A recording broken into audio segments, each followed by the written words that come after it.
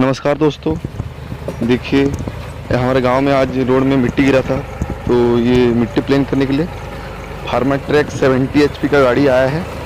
इसका आप देख सकते हैं, ये गाड़ी से पीछे में लगा है डोजर और ये प्लेन कर रहा है। बहुत ही बेहतरीन गाड़ी है और देखिए ये पावर स्टीयरिंग है, 70 HP की गाड़ी है। तो देखते रहिए कैसे डोजिंग करेगा। तो चलिए वीडियो में एंड तक बने रहिए।